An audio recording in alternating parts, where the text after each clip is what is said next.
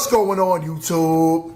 I'll be right back. Give me just 1 second. Listen, fellas, you want to get your face wash, your skincare routine intact? I use Tiege Hanley. It's a daily face wash with an AM, PM moisturizers with instructions in the box that's very clear on how to get it together. I know this is not something common that us men do, but it's very important that we take care of our skin. On top of that, the ladies love it. Get yourself a box of Tiege Hanley. It comes in the mail, ships within a week. If you click the link in my description, you would get 40% off your first order and 20% off a lifetime. On top of that, sign up to the app and you'll get even more deals. Me, I got a special. I got the grooming kit. I was able to get my nail clippers and everything that I needed to get myself together to go outside. Tiege Hanley is the way when I tell you the perfect men's skincare routine. Get yourself a box of Tiege Hanley.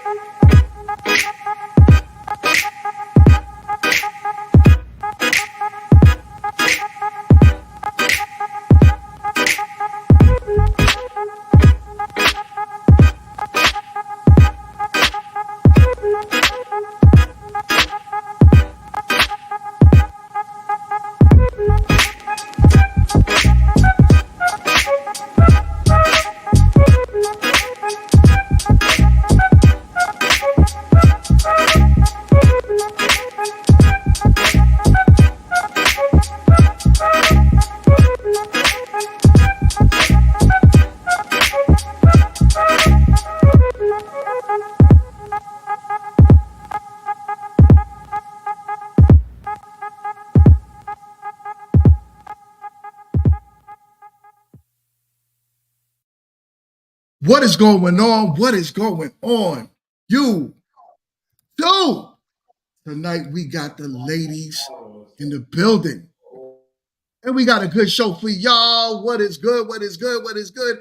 Everyone, please do me a favor and unmute your mics. Unmute your mics. Hi, guys.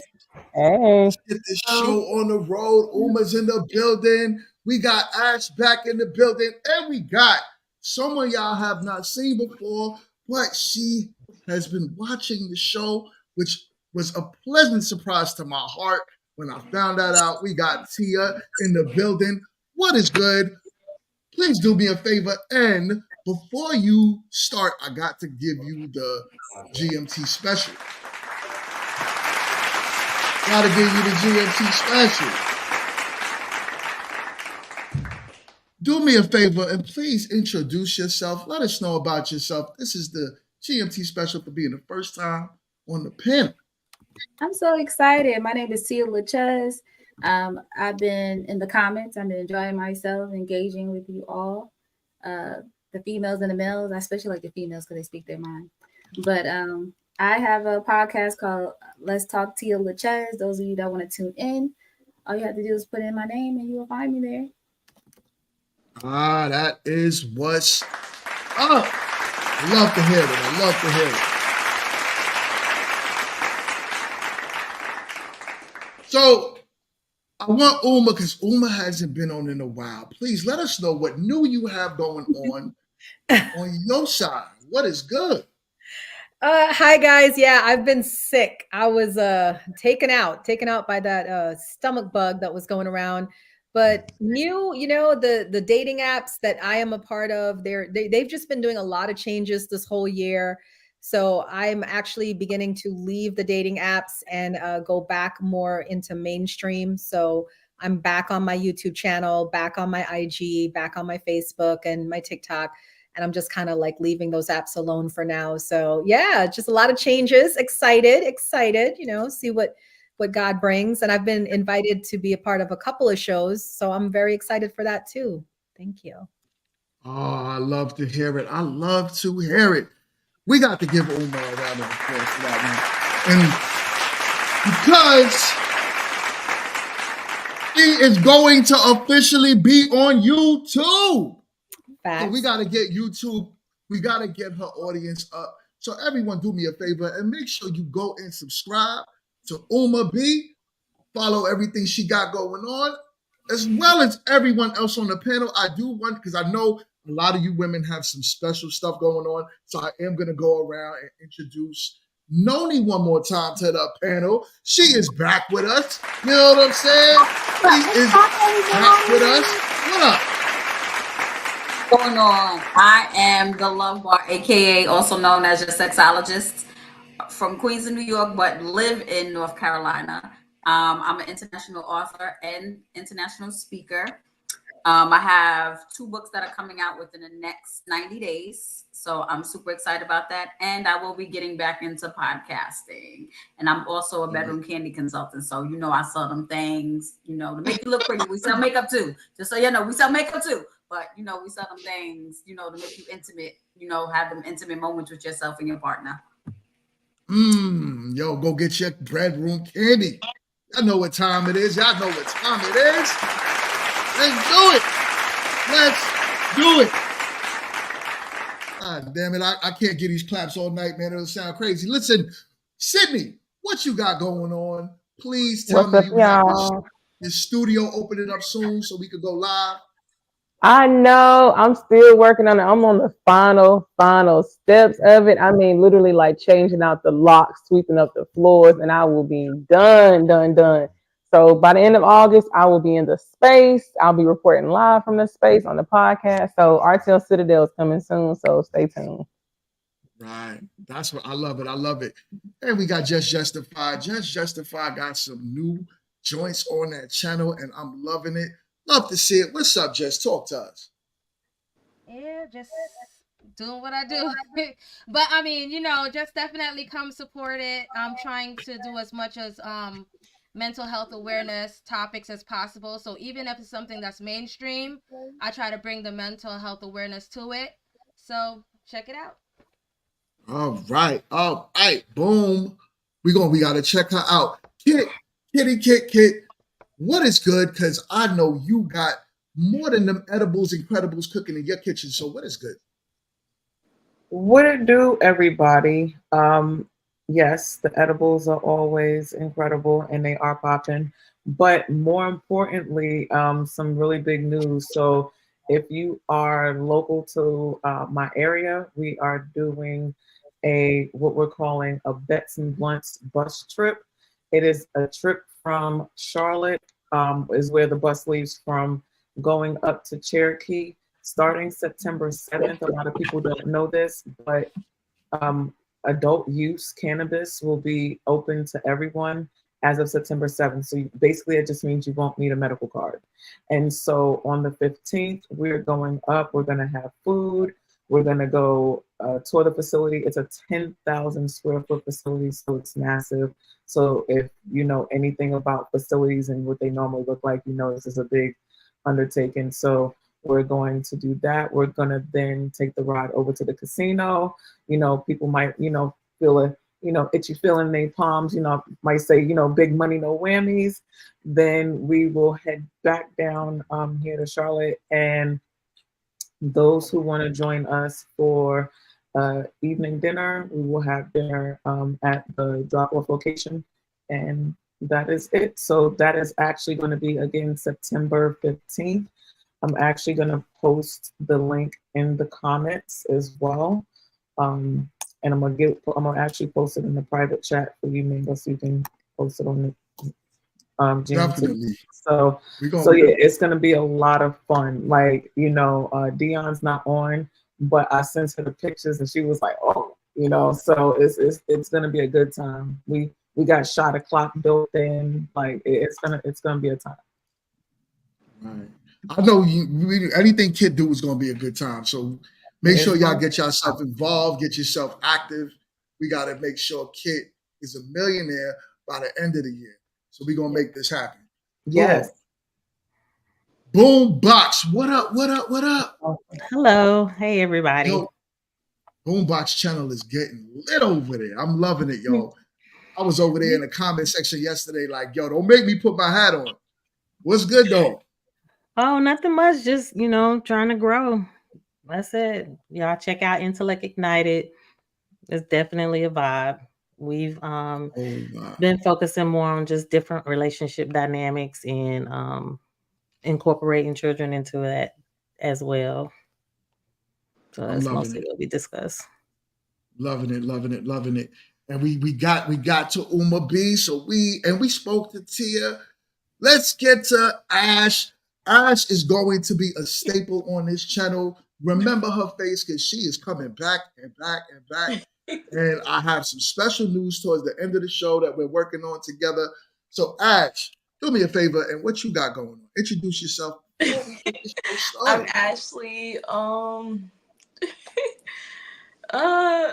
Pretty much, I'm just focused on my career and my business right now. I love that everyone's got a podcast. Like, I don't know, I've been talking. I'm like, maybe one day I'm gonna get in there. But like, I'm really just vibing right now. I love the energy that your show brings. I appreciate you that you keep having me on.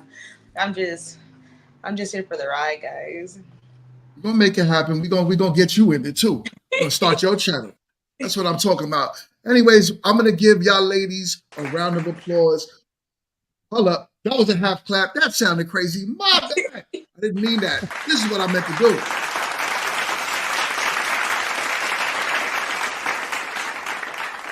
All right. All right. So we got a good show for y'all tonight. But before I start the show, let's get a little housekeeping out the way. Please do me a favor and make sure that everyone keeps the chat clean. Make sure there's no disrespectful, comments in the chat. Mods, please do me a favor and handle it. Also, stay active in the chat. Make sure that you are commenting. If you have questions for the ladies, super chats will be read to all the ladies and you can address them all. And later on in the show, I will drop the link for someone to come up and ask a question to the panelists. I only got room for one person. So we're going to do it big tonight, y'all. Anyways, let's get on with the show. And like Matt said, my God, Matt said 13 likes. We need to get these likes up. Let's get some more people up in this building. What is good with y'all? Hit the like button. Share the content. What are y'all doing tonight? So let's get this going. Y'all ladies, y'all ready? Yes. Y'all ready for the show? Let's get this going. Your partner will subconsciously sabotage the relationship because they think they don't deserve you. So while you might think that's cute at first, I want you to know that that man sees your light and he is going to try to dim it so the rest of the world can't see it too. To an insecure person, everything you do, everything you have, and everything you achieve can be a threat to their ego. So they will find ways to try to humble you. Why do you think it is that women who earn more than their partner get cheated on more often? Because you threaten his masculinity when he feels that he can't match you or he can't provide what you deserve. So he'll cheat down with a weaker woman or a woman that's not really on your level so that he can feel like a man. So if there's one thing I've learned, if you sniff out insecurity, or especially if he says you're too good for him, you run. All right. How do y'all feel about that bullshit?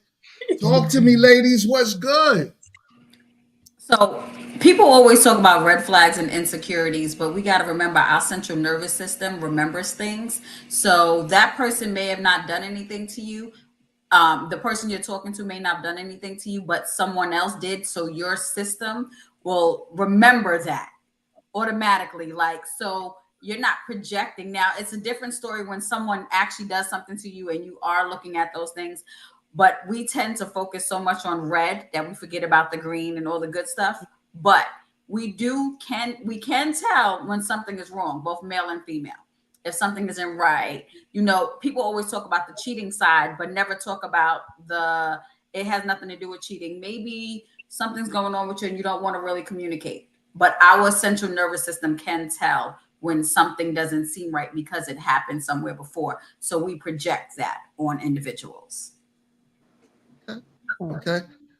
All right. Who wanna follow that? That was a lot. That was a tough pill to swallow. What's up, ladies? Okay, don't all jump out at me at the same You're on time. mute. He was talking, but it was muted. Oh, you muted, kid? I was over here trying to figure out how to connect my headphones so I could talk to you people. Yes, I wasn't talking.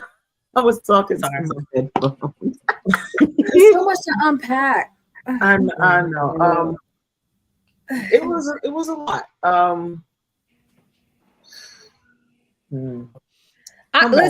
Listen. Why, Lord? His insecurities. What I got to do with me? What that got to do? Why must I stop my shine every day, God? Why must I stop my shine for these insecure men? This is my question. This is where I'm at with this. Correct. Oh, you know I'm gonna get you, but I'm gonna let the panel. I'm gonna let the panel do what it do. Let's go because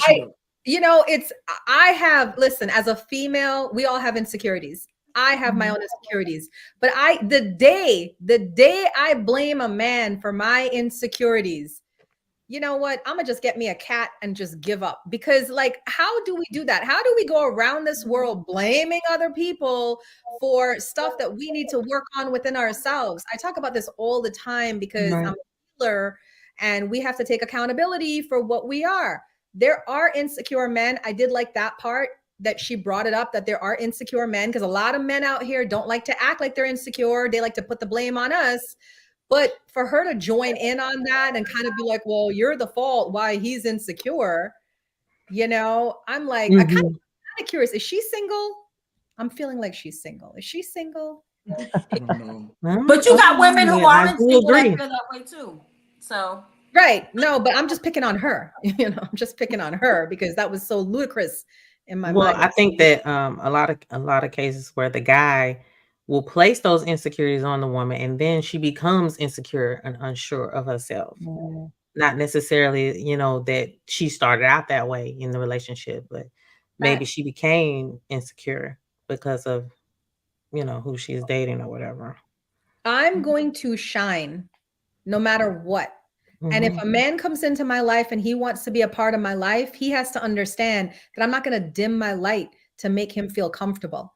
He knew what he was signing up for when he came into the relationship. And if anything, he should have the understanding and the intelligence to know it's only going to go up from here. If you know anything about my personality, it always goes up. It doesn't go down. So within the first 3 months of dating me, he should realize this is going to go up. So he should excuse himself. There's an echo. Yeah, I hear echo. Somebody, there's some type of feedback going on. Somebody's playing something in the background, YouTube in the background. So it sounds like it's double playing. But okay, Uma, I'm not even mad at you with that one. That was actually really good. I'm with you. I'm with you with half of that. So, Ash, what you think about this? Ash, so here are my thoughts, because Uma, you spit bars for sure. And I think it's a personality thing. So for sure, from what I'm hearing from you, ain't no man gonna come in and dim your shine, right? It's not every female ain't built like that. And especially if you're with somebody over time, it's easy for someone to just pull out that little tiny string of insecurity and unravel you completely. So it's personality thing for sure. Some people just not built like that, And especially if they're picking on something that you've been working on, say if you had a traumatic experience in the past, or your parents picked at you for something and you share this with your partner and then that's what they use. That's your weak spot and they're already stabbing you where you already wounded at. So it's easy to get broken down. So that's my thought process. If you're strong and it's not an insecurity that's too big for you, yeah, ain't nobody gonna knock you off your pedestal. But if you already wounded and you already got some weak spots, it's easy for someone to come in. It don't even gotta be an intimate partner. Your boss can like tear you down if they know some intimate stuff about you. You know what I'm saying? Facts. Tia, what's up? Tia's new to the panel. I need you to jump in on this. It's so much to unpack because I had my well experience.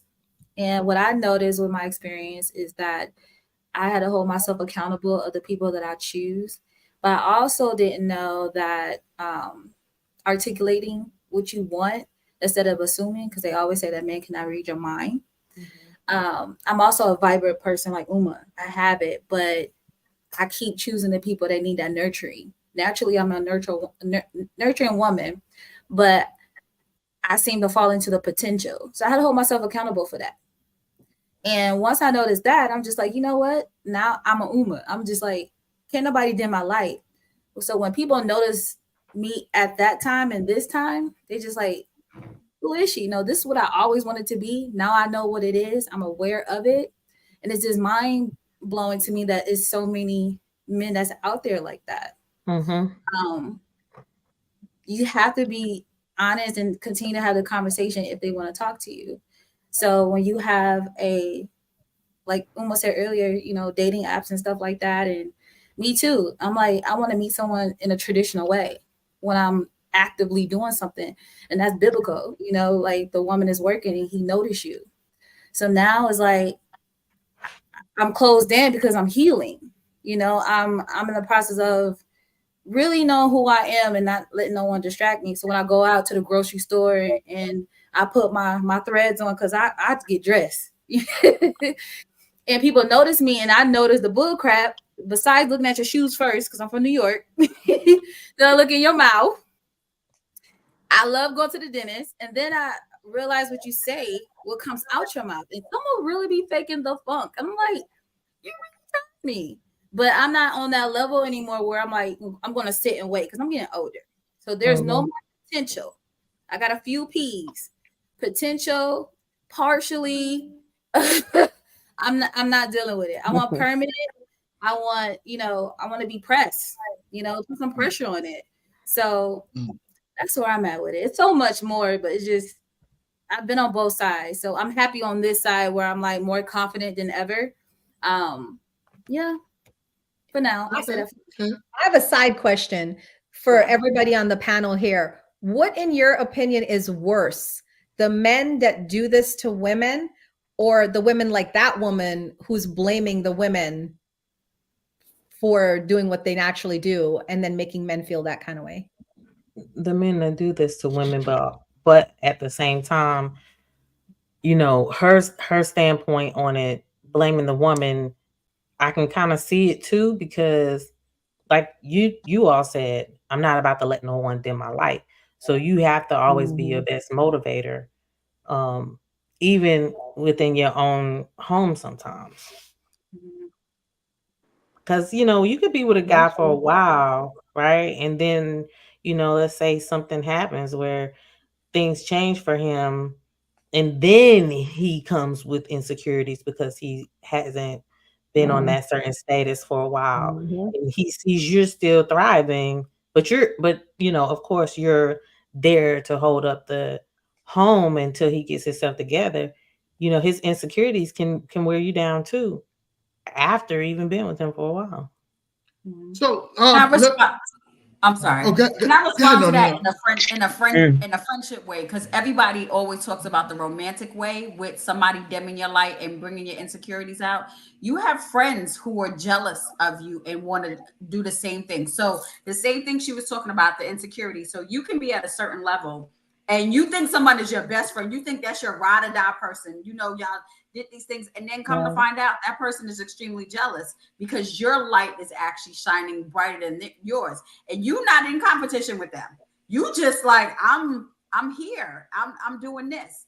I'm doing me. Who takes responsibility? You have to take responsibility. Like we said, if we're taking the responsibility in the romantic side, we need to take the responsibility in the friendship side at the same time. Because those intimate relationships actually can break you. Something that Ash said too. She was like, even if your boss knows something personal about you, they'll sit back and they'll unwind or whatever the case may be. And it may not even be something big personal. It could be the slightest little thing on how you work or whatever. But we need to truly watch that too with our circles around us, because that tends to hurt more, a lot more, because those breakups, when you do have that with them friends, hurt because you're like, why? So that's looking at it that in a non-romantic side of it, but also taking accountability that you allowed that person to bring to try to dim your lights, and you still being strong on it. So can I What's up, share? Jess? So I agree with you about whatever relationship, as in to say romantic or friendship. I feel whatever relationship you encounter, whether platonic or not, you have to worry about being unequally yoked. Being unequally yoked goes across the board. And if you're unequally yoked, there are going to be toxic people who can trigger you as much as possible. Now, with the triggers though, and this is one thing I say on my channel, the triggers, you have to kind of learn how to deal with the triggers, because the triggers, that means there's something in you that is unhealed, that needs attention, that needs work. So if we are continuing ignoring these triggers and blaming it, like projecting it on someone else, then that's where the problem lies. You have to look at yourself and see that that trigger, whatever that is an insecurity in yourself that is getting to you, that is making, is revving you up. Because there are people who purposely will try to trigger you. And especially even worse if they know about whatever that is that you may be fighting or insecure about or whatever, and they use that as ammo. And then so it's up to you to do whatever work you need to work on it and get that under control. So even if they throw the darts at you, it's not getting anywhere. So you have to kind of work on it on yourself when it comes to your triggers, because there are a lot of toxic, unhealed people out there as well. So you keep your healing journey up. Okay. I will say this though, because I didn't chime in because I wanted to kind of like meld over a little bit, but it's an individualistic thing. We like to say, oh, it's women's fault, it's men's fault. You know, self-esteem is the esteem of oneself. You know, it's not a whole, you know, me, Uma, all of us have to feel the same way and have the same energy behind the same thing, and then we get blamed the same way, right? We really have to start looking at it in a place where it's like, okay, kind of like what Jess was saying, if this is triggering me and this is messing with how I feel, because you know your insecurities mess with your self-esteem, mess with how you start to deal with things, because then it winds up becoming, because y'all know I'm definitely more logical, but then now it becomes emotional, right? And then when you're making emotional, you know, decisions under emotional duress, it changes the trajectory of everything, and it can have, you know, ramifications that people don't even think about and see. So what are we not doing when we're having these issues as far as looking at our own place in space and when these triggers are actually happening? I don't agree with her blaming women. I would say that, you know, those particular women or people, right, you have to be more introspective. You have to look in and say, why is this still bothering me? Like you were saying, Jess, like, why is this still something that I give that much air to, right? Because if you don't feed a fire, you know what I'm saying, it eventually snuffs out.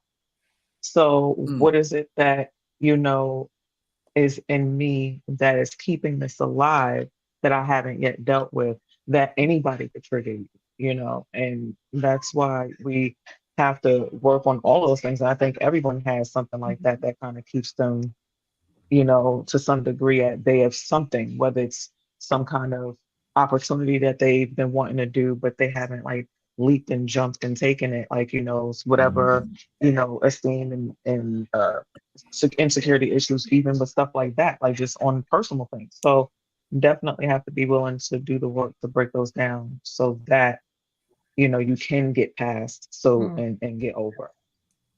And the crazy part, just to add real quick to what Kit just said, the crazy part is,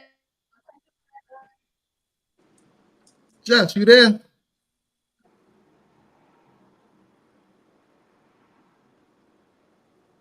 did I pause? Okay. So I don't know we're what so happened. used to I thought it was my internet. I said, wait a minute. No, it was me. We're so used to aiming outwards when we experience triggers, and that's one thing that we have to learn. People are so quick to, like, you know, raise their hand or something, attack somebody, whatever. So it's actually work for self, that, and we don't understand that that conquers a whole lot of what we encounter. Okay. But how are you Sydney. responding when it? Oh, I'm sorry. No, because Cindy didn't get a chance. Cindy didn't get a chance to I'm respond. sorry, sis. I wanted to get her little input. What up? What up? So I'm kind of like Kit. I was really mulling it over because I was really thinking about what the lady said in juxtaposition to what we're talking about. And I think for me, what I gather from what she was saying was, you know, at some point somebody is intentionally doing things to you to hurt you. So I think it's one thing for something to trigger you, and yes, that is self-work, but there's another thing to where it's when is it time to walk away because somebody is doing something to you to not just dim your light, but to literally harm you because of where you are. You know, if I'm in a relationship with somebody, friendship, family, or otherwise, don't look at me, look at what you got going on. Like, focus on your grind, your hustle, so that we can both get to where we need to go. You know, you don't need to be looking over here. Like, we can discuss about what we're working on, but in terms of like worrying about me and counting my pockets and saying, well, you know, you're above me, you're dimming my light, I can't be in any space with anybody who's like that. So, you know, working on your triggers, I think that is a big deal, and you have to do that. But you also got to know when it's time to walk away, because people will literally do anything that they can to pull the carpet from under you, and you don't want to be in a space with somebody like that. Right. Because what are we doing if we both got to be down when one is down? Yeah. Because even there are people that you can avoid sometimes while you're being triggered. Like, let's say it's a boss. Because remember, you know, we kind of broadened it to a lot of different interactions and relationships. So if it's like your boss, you can't avoid that person that is triggering you on a daily basis. Yeah, you can find another job. But until then, are you going to jeopardize, you know, your workspace, your environment and all that stuff in the meantime? You have to learn to be like, listen, they can say whatever they want to say. I'm going to do what I got to do and get that, what needs to be done. Right. So, go ahead, Donna. You was going to say something? No, I just was saying that was a really great perspective of how she put that. It's the truth. We forget about the inner work, but you the first thing, like they say, you know how people be like, oh, I gotta move, this isn't working, and they pack up and move somewhere else, and the same thing is happening. They don't tend to look at self. The key thing is self before you can look at anybody else. That's why I say you got to be into you first. Key thing is self. We forget about that. Self. You can move, you can get another job, but like Jess said, if you don't take care of you, you're gonna keep blaming everybody else. We're also at a space where we finally got like where, you know, seeking help, you know, seeking mental help and seeking counseling is actually an acceptable thing. We come from a lineage of women who basically, you know, everything was dealt with in-house. Everything was, you know, oh, well, we don't put our business out there for other people to know. People are still dealing with traumas behind that kind of energy and thought process. So when you have that, it makes it, you know, a completely different ball game when you're dealing with even other people, because you still haven't even dealt with things like that happen, you know, in certain circumstances in your life. So definitely, you know, when they say take care of yourself, that's the big thing that we need to really start doing, like that whole, you know, outside of this introspection, like really speaking to someone that can help us break down the barriers and the walls that we put up because we thought it was protection, but all it really has done is kept us on the outside of where we should be. So let me like put this. let me put this perspective out there real quick, because a lot of y'all are talking and it sounds very kumbaya-ish, and I'm all with that, right? You know, we can't all go crazy on the panels, and everyone has to try to find something within. Yes, kid. Yes, kid. So what I wanted to say and what I wanted to ask, right?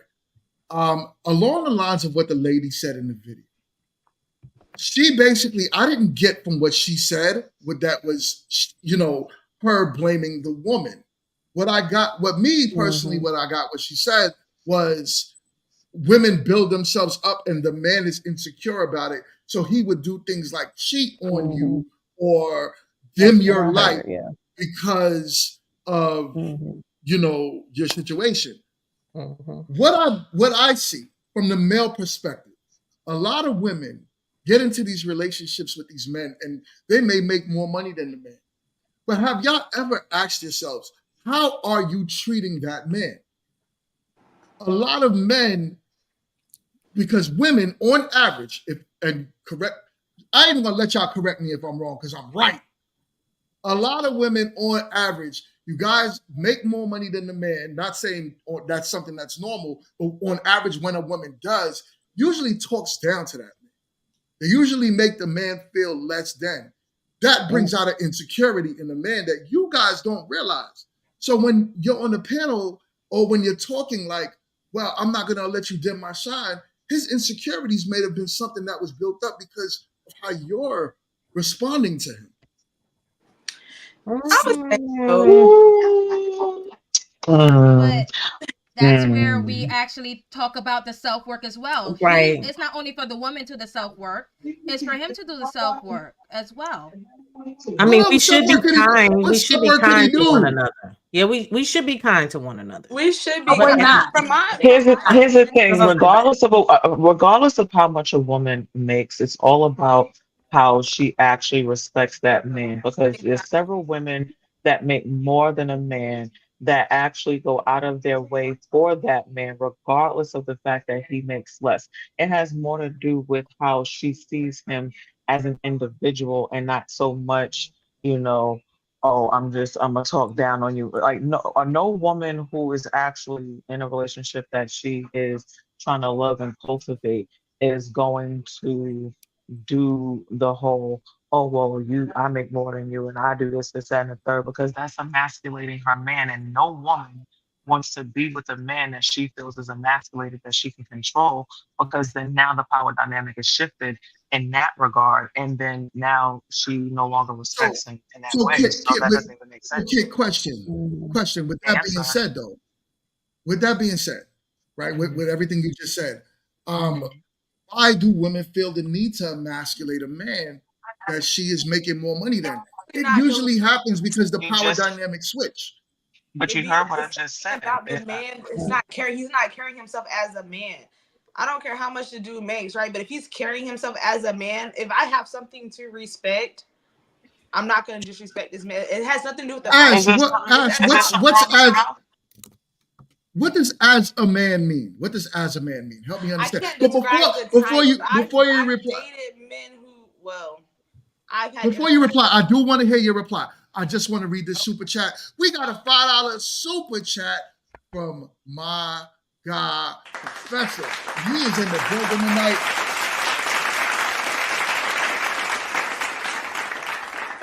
My guy, Professor, says, Uma, what up?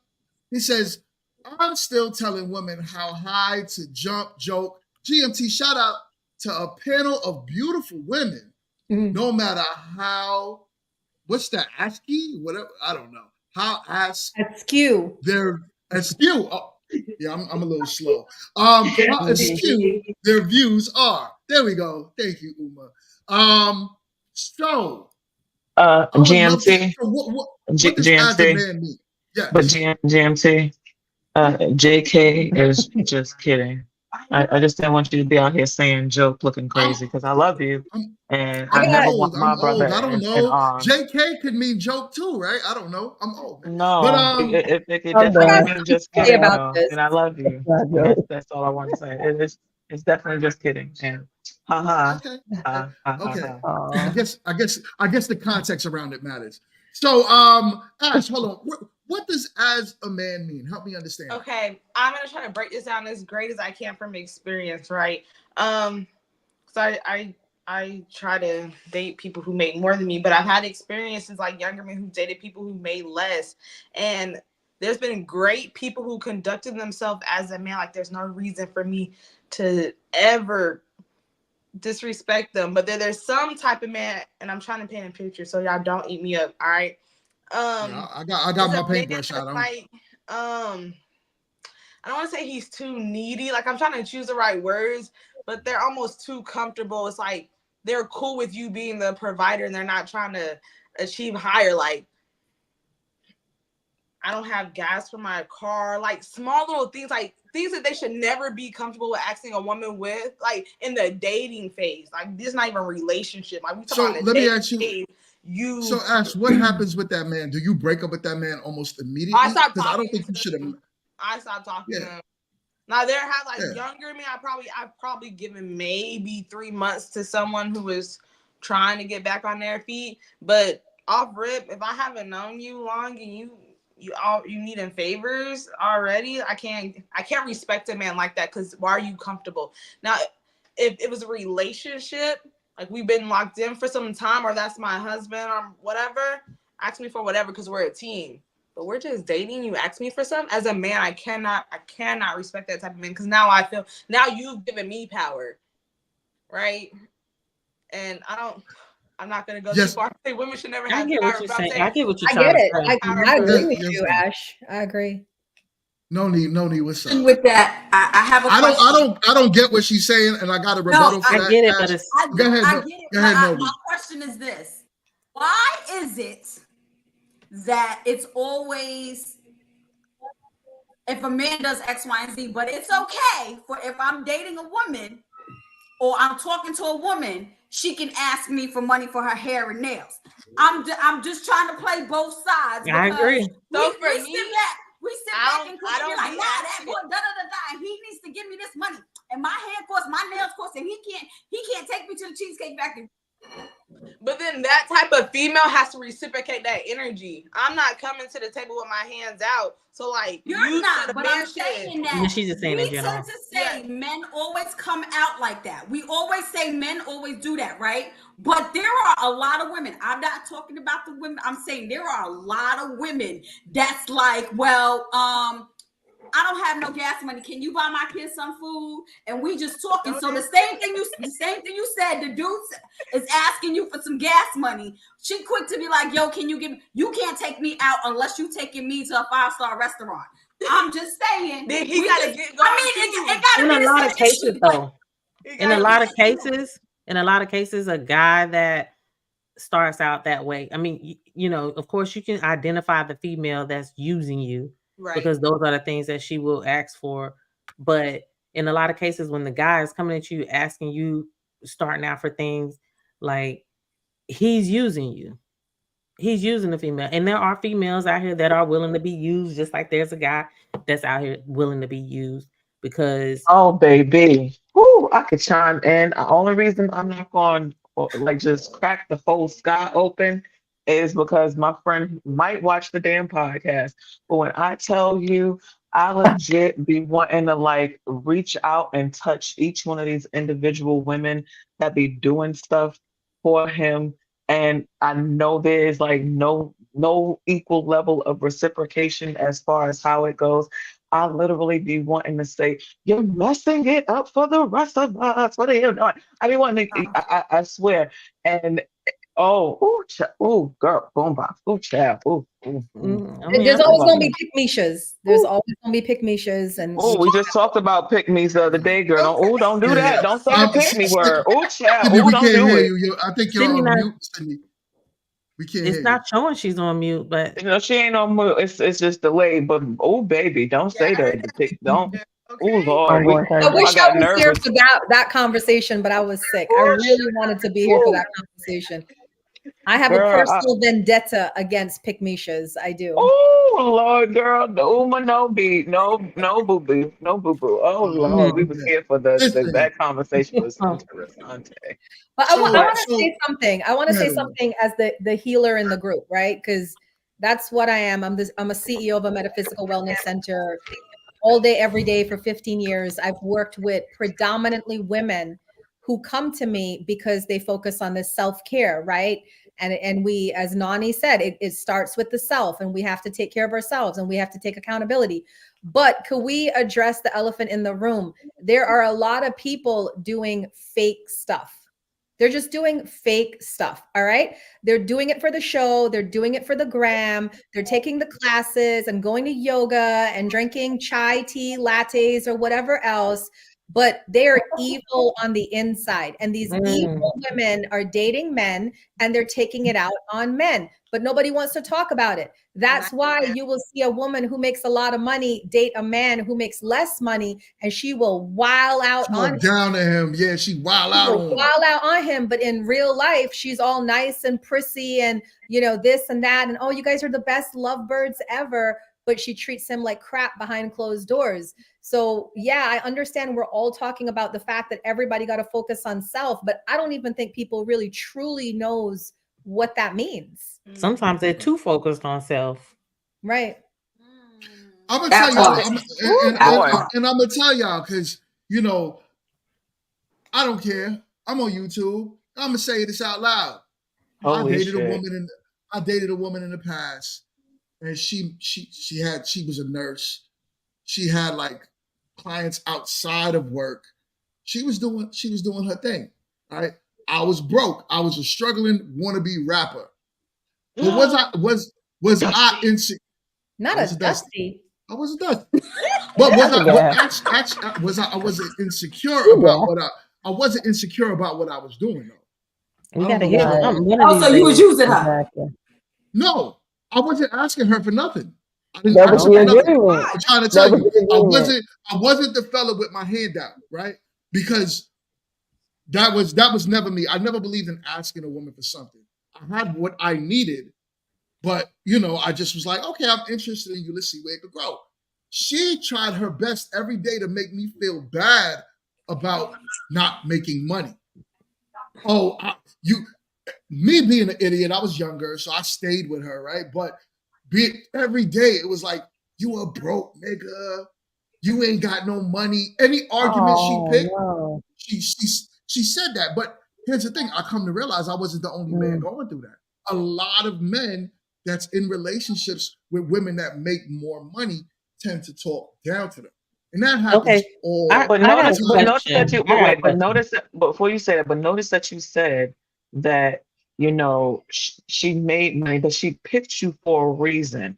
And I think a lot of the times they'll pick men that they already know that they can emasculate, and I normally call that the big get back.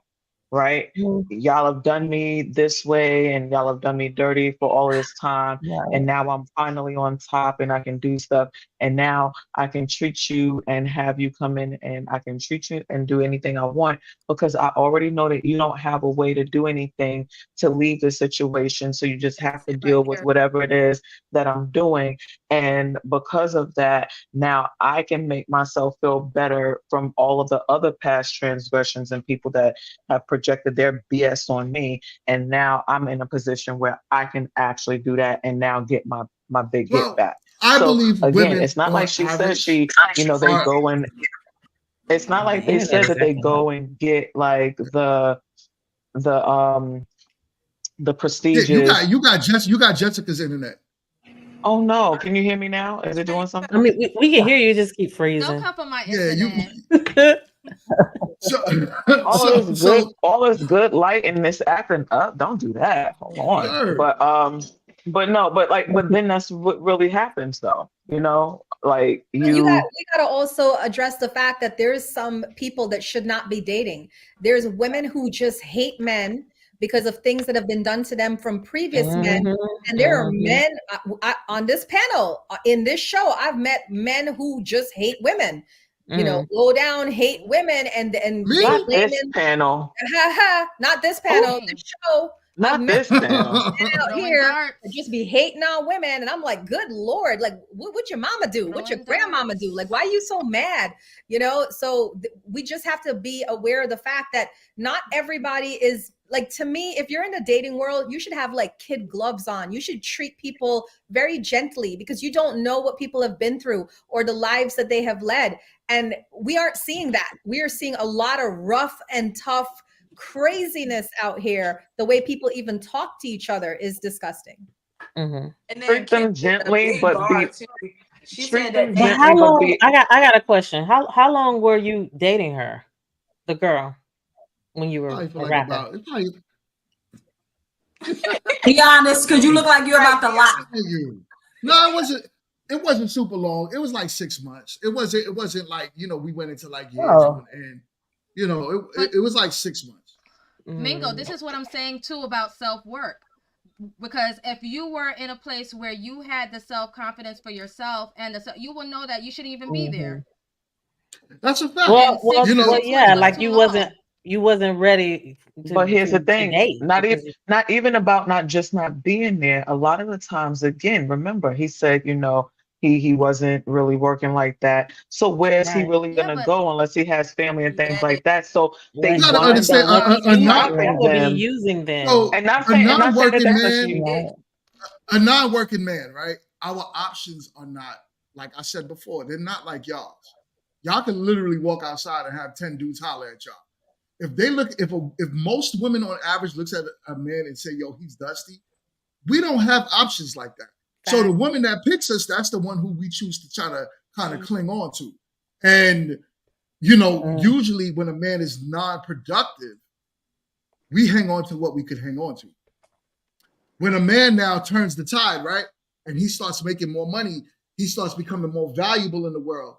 That's when that man now says, you know what, I have my picking of the women now. So now I could choose. It is what it is. So how long were you with her after she started to belittle you? How long was it? Oh, my wife said, Oh, we were on a break. You I remember remember that where whole mom one? was, right? I'm Ain't done. lying. Well, say that again, Boombox. I was just asking how long were you with her after she started to belittle you?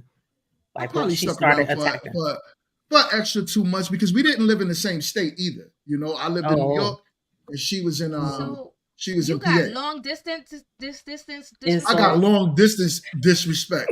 You know what I'm saying? And you stayed for 6 months? I hopped in my car and drove to the disrespect. Wow. That's what happens when you are a non-productive man. You tend to take whatever you could get. when you have a level, when you have someone that has a level of authority that they can exert over you and a level of control, regardless if it's long distance or not, sometimes the control is more emotionally attached and more mentally attached than it has anything to do with the financial, because clearly she was able to take care of everything that she needed to take care of on her own financially. So he was just, you know, something to do, if you will, again, a pawn in the whole, well, you're going to do what I want you to do because I'm the pockets in this situation. And what are you going to do if I don't do X, Y, Z, you know? So, and it happens, and it happens a lot more than people know. Like, it's atrocious. Yeah, I don't even know how you stayed 2 extra months. I don't, especially long distance. People who are under whatever, whether she was giving him money, whether she was just giving him companionship. I just said, like, whether she was giving you, even if she was just giving you companionship, she might have just been giving you the clappers. I mean, you know, that happens too. People have driven a mighty distance for some clappers. Okay, and if they grab it, but he could have got that around the corner, is what I'm saying. But here's the thing: but he couldn't get it around the corner because he was a broke Dusty. You got to remember. You know, she was all he was connected to the other one. But she wasn't contributing. Okay. I mean, DMT. Hold on 1 second. 1 second, Jazz. Sydney was about to say something. What's up, Sid? No, I was gonna ask, like, what do you feel like kept you in the situation even after she was talking to you in a disrespectful way? Well, from what I remember, right? Because I ain't in that situation at all no more. I am a provider Right. male. Hold up. And I got to give all the provider males a round of applause. Not on the woman show, you know. This Now is the my woman show. You curious saved that for Sunday. I'm watching Dion's comments, and I'm like, she said, I put him there. So now my curious I self love is like, I Dion. want to hear this story. What's going on? So what she said? I put what? Hold on. Let me put this comment up there. Yeah, he had to get that old thing back. There was nothing new. There was nothing in them streets, but I put him there. Yeah, she put me in the street. She broke up with me, man. So where else I'm gonna go? Go ahead, Find Dion. something. Go You know ahead. what I'm saying? See, the Trying to thing break was, up with you. the thing was my did wife. something. Shout out to my March Aries sis. Shout So out to my wife saw my potential, right? My wife saw that, like, listen, this guy got drive, he got tenacity, he's gonna make it to the next level, right? But real But quick, I wasn't asking you those questions to attack or anything like that. No, I know. Yeah, I was asking because we do stick around when we know we need to walk away. And so what I can say, what would make a man stay? What would make a man? First of all, it definitely, like I said before, it depends. It depends on your position in life. Usually, even with women, it's the same thing as well. Your position in life is why you would stay with a dude that's not treating you right. But usually, when a woman ends up getting more in life or getting either a certain type of attention somewhere else that she wasn't getting before, or whatever the situation is, because she leveled up, she lost weight, she whatever. Usually, they tend to gain that spirit to say, "I'm out of here." Same thing with men. When we're not doing that well in life, we tend to say, "I'll take what I could get." And remember, we still don't have the options like y'all. Period. That's just how that goes. but this is why I was saying, GMT. This is why I was saying why I said it's so important for mental health. Because that was when your self-worth was probably the lowest, because you were not reaching your highest potential. So you did not even think you probably deserved more than that. So that's why I said, when you work on you, like, even if you know that you're in the process of to have stayed and withstand that for so long, that toxicity, because she was toxic. Right. Yeah. So for the whole point, that's why we have to, as a society, not thinking that, okay, because someone said it on the platform before that, oh, that happens all the time. That's the problem. It's like the toxicity lives in our society. That is like a norm, and we're not calling it out for what it is. When we're having our self-worth, we're leaning on all these things to make us feel better, even though it's doing more damage than good. Yes. Well, you better take that clip and chop it up. Yeah, it's not being addressed. Like, even with the person that's making you feel that type of way. Like, most cases, you're talking to like your friend, like, oh, he whatever today, instead of going directly, standing up for yourself and facing the issue with the direct source, and making them acknowledge what they're doing to you. Yo, listen, when you have a person, when I hear you, Boombox, but when you have a person disrespectful, and they know they're being disrespectful, there's no let me talk this out with you. If the level of disrespect, and women, y'all go through it too from certain type of men. And there's nothing you can tell that man. That's like telling somebody that is intentionally hitting you, stop hitting me. You gonna stop because I'm telling you to stop? You're just gonna keep doing it because that's what you. If they're getting some kind of, like, it's feeding, is giving them supply. So if they're getting that supply, then it's they don't care. They don't care how they're caring about themselves and what it's supplementing for them. I'm feeling that power. I'm feeling that, whatever it is. I have a question though, GMT. What was it about you that made you feel like you deserve that kind of energy to have stayed that long in the first place? What is this, an intervention? No, you're not. Sir, No, we're It's not the gonna do male that. perspective. You're the male perspective on the show, Mr. I I'm the know, I male know, on the I show. know, I So know, I'm no. asking. So even if you don't answer from a personal space, No, right? I got it. I Just can answer it. as I'm wondering because like, what I know what goes through, some women's psyches because I know that women can have and maybe this happens for men too, where you're All literally right. looking at the mirror and you can't recognize who you see anymore. And you're So, so so, far behind it, So I'm just wondering. I would so say hormones and I societal influence. I got you, Jess. I got you. Let me offer the male perspective on this one. Why men and even myself, right? There is high insecurities in a lot of men. Believe it or not, this topic is about insecurity today. A lot of men do hold them. If we are not who we think we should be in life, it doesn't mean that we are where we are sometimes where we need to be, but we have the aspirations to want to be more.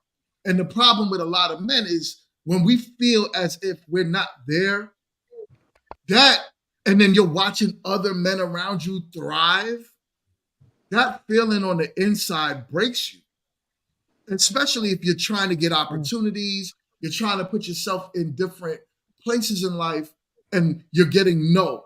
I always say this, young men don't get trusted in the workplace for a reason, because young men are usually not as reliable, right? It usually takes a man when he hits his financial stride, it's starting usually around the age 35. So younger men feel insecure about themselves. They feel insecure about life. So it's so hard for us to break that. So when we're dealing with women, and if you don't have a woman that's building you, she could break you. And a lot of men get broken by women and then turn around and hurt women, right? Because it's like, well, guess what? Now I'm on top, so I'm gonna break you. Yes, Uma. I'm sorry, but not sorry. I'm not feeling sorry for men. I'm not because no grace. I'm coming for you. I'm coming for you. I'll tell you why. Give me like 5 minutes because I got a long tirade about this. First of all, let's not talk about insecurities. The whole world is geared from a woman's birth to make her feel insecure in her body, in her intellect, in everything about her. Secondly, it has been proven culturally across many cultures, races, creeds, that the boy child is treated way better than the girl child. All right, let's stop for a second because I have 2 brothers. They grew up like princes. Nothing they did was wrong. All right. They got spoiled. They got whatever to do. They could stay out late. They could get away with getting D's and F's or whatever on their papers. The pressure was always on me, the girl child. I was raised from a child to be a wife and a cook and a cleaner and this. And also you got to get a job and you also got to take care of them kids. The pressure's always been on me. But again, it just feels weird to me that men, I understand, I have empathy that you guys have insecurities, but come on, man, like y'all gonna take that from us too? You know, y'all gonna take that from us Yeah, because too? we're human beings as well, Uma. I don't understand. Are we not supposed to feel? And then here's the thing. Throughout history, you're human beings, but throughout history, you guys have always been given the leg up. You're talking about the top 1%, not throughout history. Most men in your household, let me tell you why. Let me tell you why. Of your mother's I was not. You were not that. Your mom. You have sisters. I have a sister, and she got treated better than me.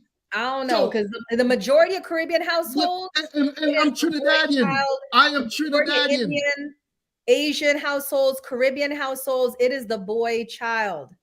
Uma, let me address that real quick. Hold on, Jess. Let me address that. I got something to say.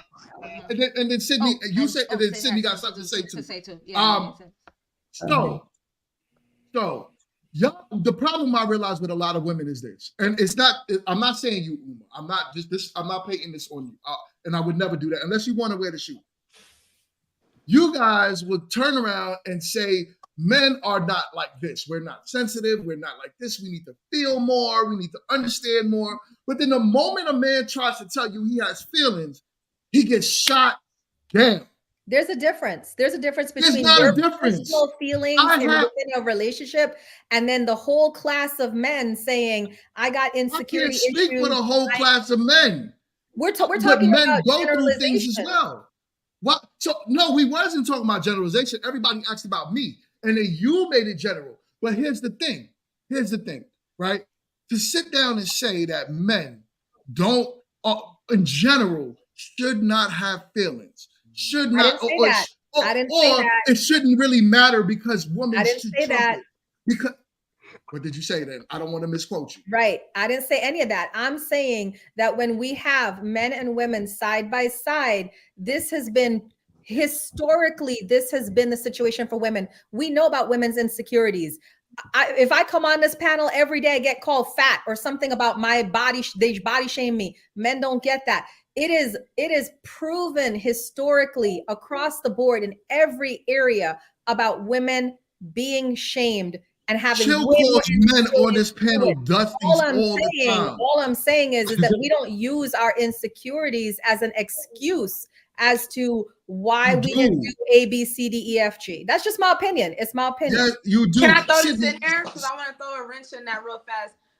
When we talked about the woman who downs the man, and Kit was saying because that man won't leave. She said a lot of other things, but that one piece I want to hit on was the man won't leave her because she's insecure. Because typically that woman that's so mean to a man and chooses a man that's beneath her, had a man that was above her, hurt her, and now hurt people. So she chooses someone who's down and lesser than her because now she's insecure, getting left again. So now she's projecting. She's like, she can't love that man because she's already guarded because she's been hurt, right? But she's to him because that's all she can show. She can't show love more because last time she showed love got her burned. But he can't go nowhere now because I'm in control now. You can't go nowhere. That's why a lot of times when you see like really portrayed as great females, you're like, dang, why is she with this man? He don't do nothing. Like he ain't got nothing going for himself. They done been hurt, and at this point they just don't want to get left. But they're not healed enough to say, I just want you to stay. So then they gotta force you in the sand by saying you ain't got no money, you just a broke nigga, you gonna stay here regardless of where you gonna go. Don't nobody want you but me. And that brings up insecurities. Insecurities can play out as well. So, right, Sydney, hold on 1 second, Jess. What you say? I think Sydney was first. I was gonna say just want to go. She can't. I just want Uma to elaborate more on what her point was because for me, I didn't really. You can't hear me? No, we hear you. We can hear you. Can you hear me? Yeah, we can hear you. You can hear me? Yeah, we can hear you. Okay. I was gonna say I want Uma to elaborate more to really drill home her point because for me, from what I'm hearing from you, you're talking about two different things, which is gender privilege versus insecurity. So I'm not really understanding where they correlate and the point that you were making. Because gender privilege is, when you have a young male or a young female who have one is able to do one thing that the other can't do. How does that tie into insecurities that would then make somebody a narcissist to treat someone a certain way? My point is this: if we have, say, in a household, a boy and a girl being raised by this household where the household is continuously favoring the son. So he was given all the tools growing up to be a secure person. He was given more love, in some cases, more food, more attention, right? More opportunities. And I'm talking like, again, a generalized statement, not specific to anybody. I'm talking about the fact that this is how it is in the world, right? So now he has been given everything. I think about specifically like boys I grew up with, where they've been given everything to be this secure, confident person. But then for whatever reason within themselves, their fail-safe mechanism kicked in or whatever, they didn't, become what they wanted to become. They lost a job or they're out of work for 4 years or whatever the case may be. I understand that, like everything, hard times hit everybody. But then when it turns around into like, I have all these insecurity issues, it's like a disconnect for me because I've seen women from different races, different cultures have to struggle, have to be ignored, have to be, given less than. And then they still find some type of way to hold down a job, take care of the kids, clean the house, cook the food, do everything. And it just sometimes feels like men make excuses a little much more than needed. That's what I was saying. I'm not trying to say I'm apathetic to your personal struggles or anything like that. Like, you're a person, you have your feelings and stuff like that. But in the grand scheme of things, do you feel like sometimes you may not have been giving 100% of what you could have given, and you may have dropped the ball yourself? Is there any accountability for that? No, because just like I'm going to answer Jess. I'm sorry, Jess. I got you. Just because she asked the question. So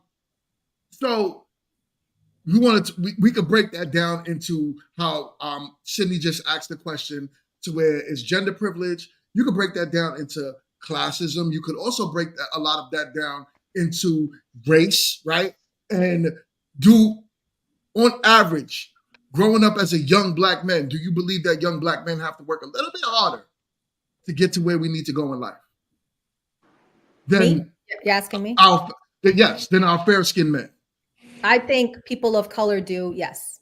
Right. So I'm talking about specifically about men, right? So if not saying that Black men are doing just fine today, right? But back in the day, we had a different struggle than most, right? So to say, did we have could make it just as far or try as hard? No. A lot of things in life brings men insecurities, which I was saying about the job. The job market is not fair to a young man. And then put that man and change his color to Black, and it's a little bit worse. This is back in the 90s, right? Now, do we have more opportunities? Yes, because I could turn on YouTube and make money. But before, that wasn't the case. I had to go and ask somebody and beg for a job. So being a man to have to deal with that is very rough in this world. We didn't make it in life like you thought we did. But go ahead, Jess. Yeah, I'm just gonna piggyback off of you now, Mingo, because you said some of what I had to say. Because Uma, what you're saying, yes, it's not. I'm not invalidating what you're saying, but what you said invalidated how men feel as well. Because even though there are differences with upbringing and all that stuff in different houses, men still feel insecurity, and you cannot invalidate that just because you probably felt worse in your eyes. Everyone that is a subjective measure from everyone's family, from everyone's house, for every gender, from every class, as he just said, and all that. It's a subjective measure. But you're invalidating, like, if they don't feel insecurity at all. They do feel insecurity.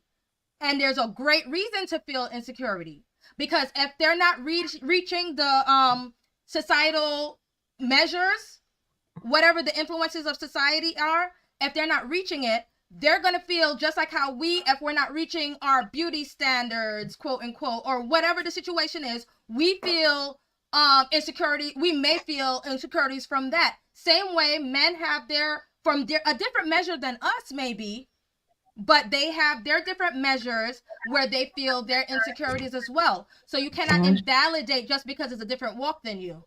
I don't think that she was invalidating. I think she was just pointing out, like, as far as growing up in the home, the boy is held to a certain standard than the girl in the home as they're being raised.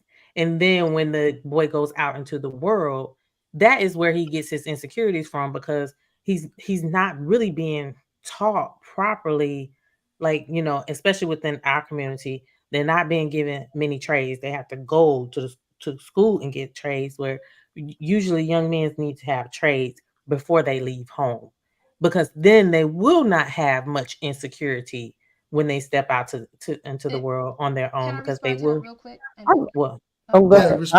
Okay, just real quick. And I get what you just said, Boo Box, but then also you have to remember there are different tasks required. There are different requirements from the different genders. If you're talking about that the boys are supposed to grow in to their manhood and be leaders and all that, of course they're going to have a different strain of influence than women. And well, we all have to grow into our own identity and leadership.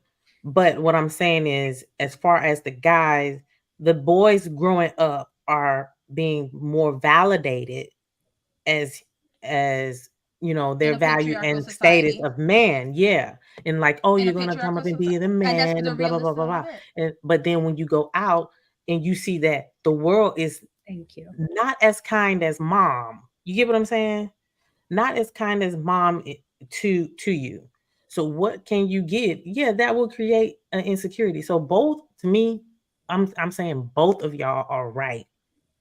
Yes, there is a certain value in the guy when growing up. Because I watch a Not lot of saying TED it's Talks fair. and they all Not talk saying about it's that, fair. from Indian to African, like they Right. all complain about that. But Right. then when you go out into the world, now you nobody. But You know not what I saying mean? that it's And fair, I'm though. gonna But give we you live in a that one, Uma. patriarchal society, so it's not. It may not be fair, but Right. that's what the influences are of the society. Right. Right. Right. Boombox, Yeah, but I just want to, thank you, hit that on Boombox, for that. I just want to reiterate, I am not invalidating your feelings. All right. I'm just looking at the bigger My picture. feelings is hurt. My feelings is Well, hurt. suck it up. I'm looking at the big picture. I like to look at the big picture. And, when you look across the world, what Boombox said, this is the norm, is that boys tend to be better prepared for the world. So then when you hear like a grown man talking about insecurities, it is kind of like a little of a No pun intended, right? Yeah, it's like a sandpaper field to a woman who is just battling from the minute she comes out the womb. It's like, gosh, could we have this one thing? I don't see the battle. I don't see the battle. Listen, I don't see the battle like you guys had back in the day. If you're talking You don't see the battle for women to this day? No, not at all.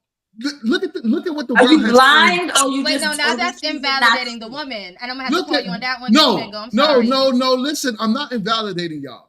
What I'm trying to say is, listen. That was. Y'all gotta let me finish saying what I'm saying. Damn. You know what I'm saying? So, I gotta be black and die. That was whack. damn it. What I'm trying to say is this, right? What I'm trying to say is this. The world has changed for black men and black women. It's very similar to what Boombox said. In your household, black women in general, are validated by their mothers as well. I'm not seeing this downfall and beat up that y'all are talking about. Do I believe? Well, it's not a beat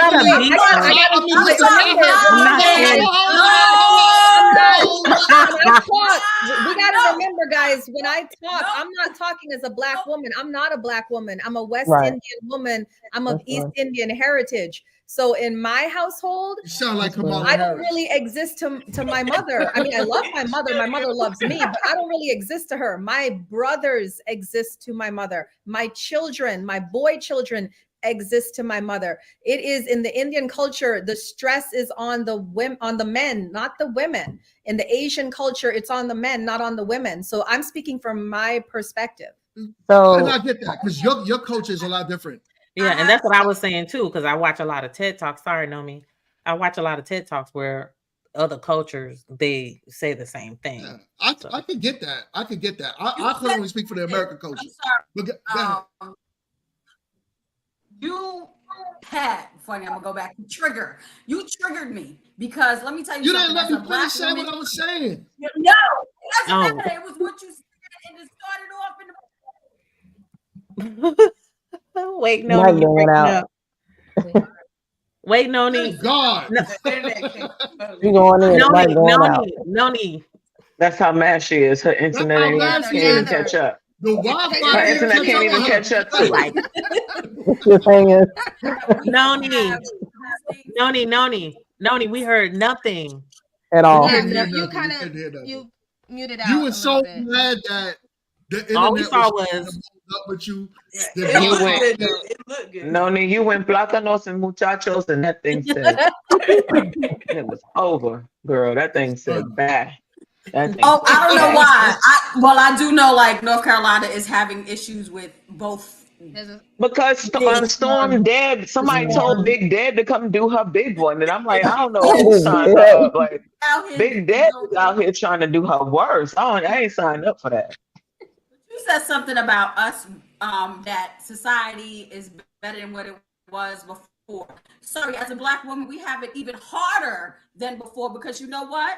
I can't be in a position to where I'm thriving and everything without my Caucasian counterpart want to downplay me because I spoke on something.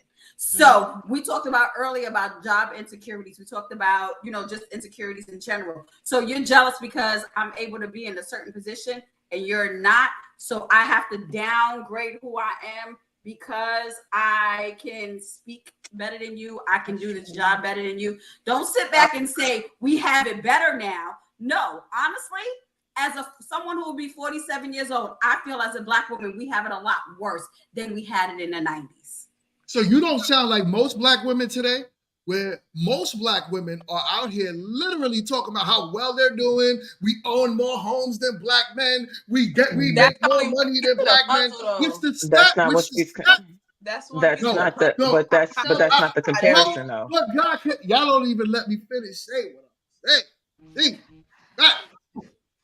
what I'm trying to say is this. It's big. Who said that? Yo, what I'm trying to say is this, right? It's not that I feel as if it's all fair across the board. It's not fair for Black men. It's not fair for Black women. What I'm trying to say is that right. We're all at the bottom statistically of all those totem poles. Period. No, just stop. We're not competing because I'm not competing with y'all. This is not that topic. I can do. Jess, you're not listening. You do. Just stop it, Jess. I'd rather be the worm in the dirt. I don't know. We are not talking about that. It's not about men. It's not about men having it better. I literally was just saying that it is not how it was back in the day. That's all I'm saying. But from Noni's position, she's saying that Black women in particular, have it worse. And then now, if we want to talk about that, all I'm saying to that is it how it was? Are you guys sitting in the house not making no money, shucking and jiving, trying to figure out where you're going to eat at? No. Shucking and jiving? No. Really? I went old. Yeah, all the way 70. That's what we were doing, shucking and or jiving? Like, what? I always wanted to know what that is. Like, for some reason, I think oysters, like shucking and jiving. It's the same for like they ain't doing what they supposed to. They out there acting up. And that's not what's happening right now. For the most part, a lot of y'all are acting up, like Kid just said. But y'all have the freedom to do that. It's choice. You guys can say, I'm going to go left today, and say that, things happen, or you guys can choose, or you could choose to go. You could choose to go right today and make a different choice in life. It's not how it was back in the 40s, 50s, and 60s for Black women in particular. Just like it isn't for Black men. Today, statistically, Black men are doing fine. Today, statistically, I can't hear nothing that you said after you threw some trash on my record. I did not say that, and you was not gonna do that. Okay, you did say that. What Kid said. Kid did not say. I can't even hear nothing. After that, all I heard was wah wah wah wah wah. I can't even hear nothing past that. You gonna throw no joke up on my record? I didn't say that. I just want to put that. Look, he need to look in my face. I didn't say that shit. We ain't gonna put that on my face. You guys are doing better than you was. You guys could make it. I ain't gonna say y'all making it to the White House because I don't want to say that woman's a sister. Sorry, but I'm gonna say you know what I miss a time when nobody actually told who they voted for, and they shut the hell up and they mind their business and they drink their water. You know what I'm saying? Like the good water too. This is why we don't do politics. You see what just started? You saw why we don't do politics. This is No. why we don't do politics. No, I'm Take saying it back, everybody. Mingo. Take it back to your team. I'm trying. Everywhere you go, everyone is talking about who they. I just remember a time where you would have to literally pry. You would have to pry the information out of them. Elections. Everything's out in the open. Everything's out in the open now. But no, everything is so open now. I'm just talking about. It was a time where the most that you got was you voted, right? You did go vote. And they'd be like, "Oh, of course I voted." Okay, and people great. can mind their because business. now our community is telling now It was hold on, my vice president is better than yours. Yeah. Like what? Now our community is telling us who to vote for, and that's the problem. So but this is why I don't touch politics that much, because I know once I start that on this panel, no one's going to be able to hear anything. But neither here nor there. Take it back. Yeah, I take it back. My bad. Thank you. My bad. Thank you. So my point, as I was trying to say, is that we have choice, right? And Noni, back in the day, you could not be the woman that you are today, sitting up on this microphone talking. Sorry, it wasn't happening. Okay, I didn't go back into the 60s. I did say the 90s. I guess you didn't hear me. It's better than y'all for the 90s. No, your internet was bad. But I'm just saying. You was so out of pocket, doing bro. all this internet out of pocket, yo. Going crazy. I don't like that y'all be coming for people internets too much. Yo, you look good today, Jess. Your internet is internet. You do My look. struggle is up and down, so I'm gonna fight for my sister. All right. Kit got your struggles today too.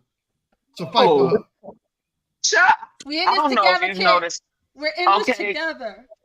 The cocoa is popping on both sides. You know, haters are gonna hate, right? Right, GMT. Right, GMT. Yeah. You're right. That's that Making edible sure. incredible. That's that Recognize. edible incredible. I swear, I ain't gonna tell you no lie. While y'all was going back and forth, I literally went and cut me like a fourth of a blondie that I made, because I was like, oh boy, I need something to help land these planes we be flying around here. I'm done. I like my pilots in the form of food. So like, So let me ask y'all a question, right? How could we improve these dynamics to help each other not feel insecure depending on the relationships? Because here's my observation of the insecurity part when it comes down to women towards men. A lot of women, I believe, are hypergamous, right? And a lot of women practice hypergamy, meaning that it's either you make what I make or more. And that's what I need in order to feel safe. And I do feel like it's a biological thing, right? I do believe that women have to nest.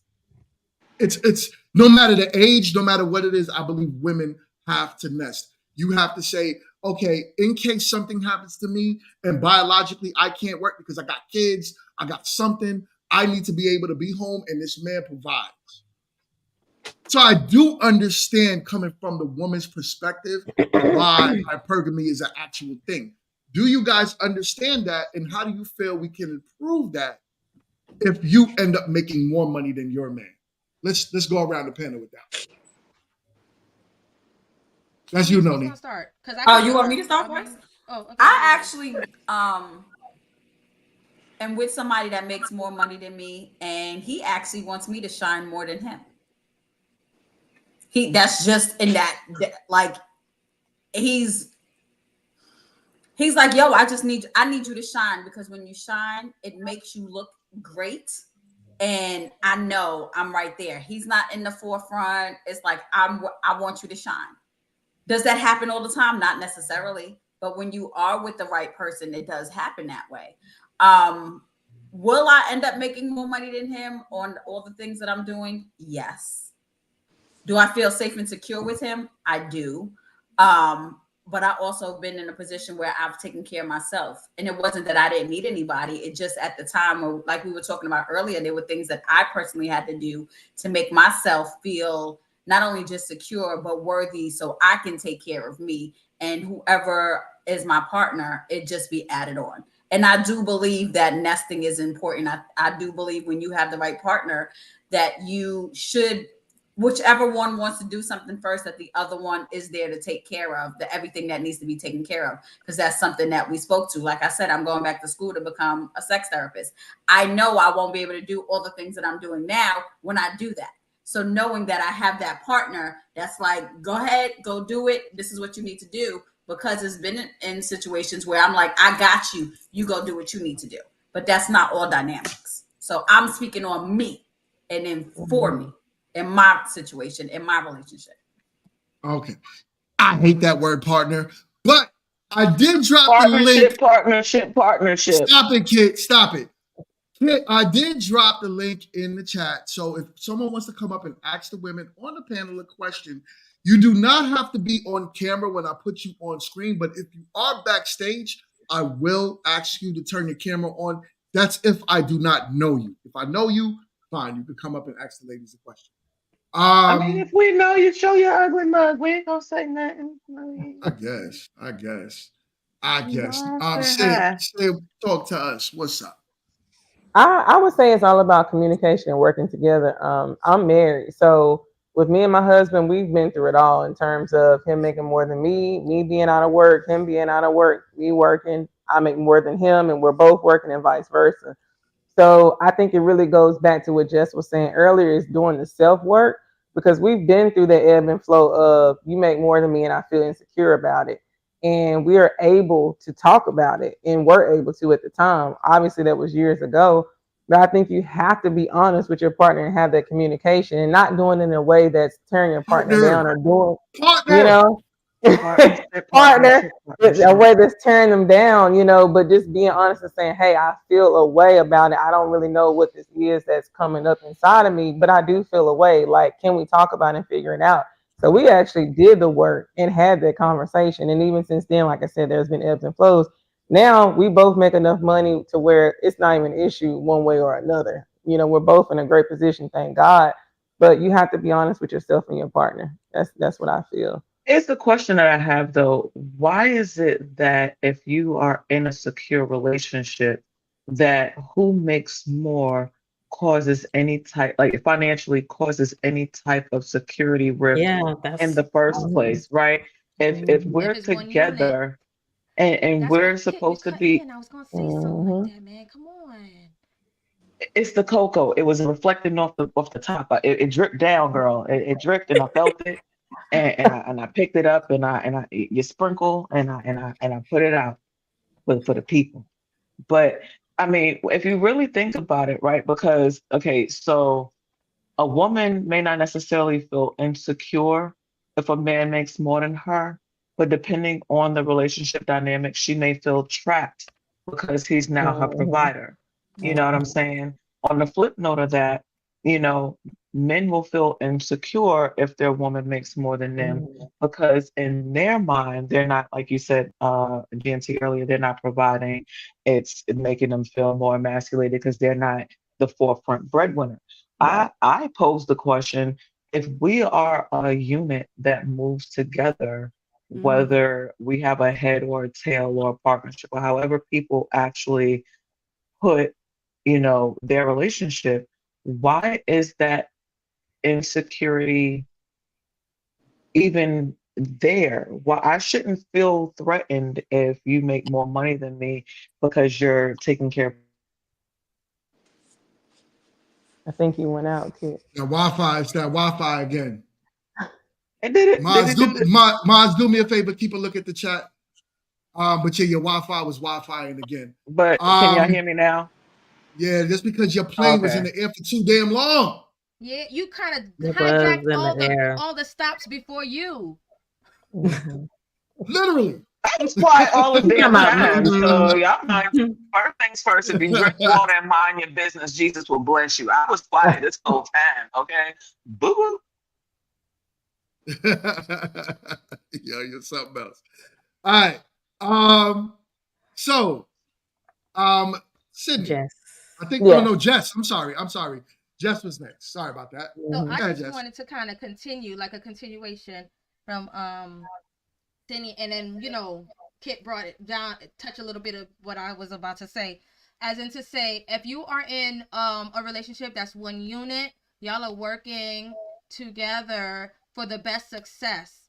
So it should not be anyone tearing anyone down. So, just like how they said, bring sexy back, bring empathy back. If you don't want, when you're down for somebody to kick you while you're down there, you don't do that to somebody else. It doesn't matter who it is, what you're making, however, like, come on. I'm talking about basic human character and decency. So then all you have to do is, if y'all going through a rough patch, whoever it is, you got each other's back, you support each other. When you get up there, you're up there. When you up. When it's, when you up, you stop, And that's that. All right. Ash, what up? All right, how we make this thing better? I think the most important thing is in a partnership, relationship, however you want to call it, everybody got each player got to know the goal, and you got to keep revisiting that conversation about the goal, because roles is always going to change, right? But as long as we know what the goal is, it don't matter who making the most money, who playing what part, who staying home with the kids, who doing whatever. As long as we know the end goal and we coming up with a game plan together, right? Because the roles is always going to change, right? For the most part. So long as there's constant communication about what the end goal is. Right. Boombox, talk to us. I think what Sid said stood out the most, like doing the work. Ash, you said doing the communication. Those things are definitely important. The main thing though is when you get involved with your mate. I'm gonna say mate. When you get involved with your mate, you gotta ground yourself. You both gotta ground yourself. So getting grounded is like step one.